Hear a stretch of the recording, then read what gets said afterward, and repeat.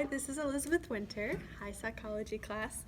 So I attended the Seth simulation documentary on Monday for a bonus opportunity, and I just wanted to share a few things about it. So first, the three things that I thought were the key points of this presentation. Well, first, that about a third of hospital admitted patients will experience this invisible problem of medical errors.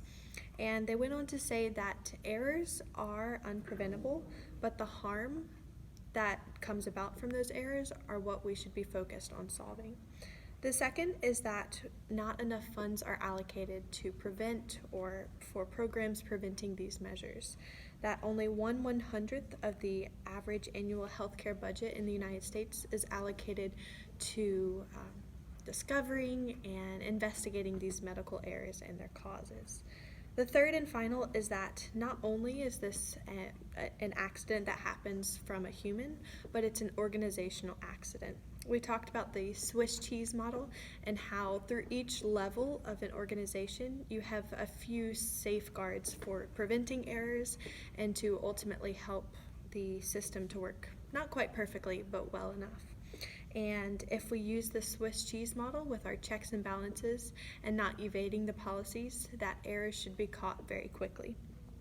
Now, the second thing I want to share with y'all is a description of how these issues that we discussed through the panel and through the documentary can be presented through my group, and our group topic is anxiety.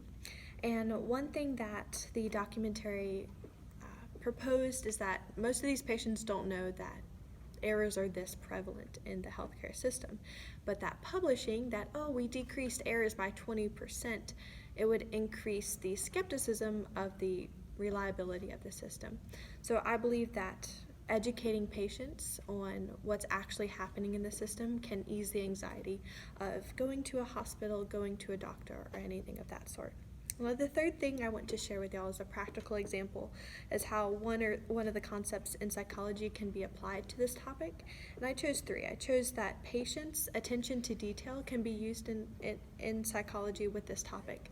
Always being patient with the others surrounding you, and attention to detail and not being lazy, as one of the participants in the panel presented. And finally, that we can use social psychology or the psychology of communication in order to ultimately decrease human errors in the hospital system. I hope you all learned a little bit as much as I did. Thanks.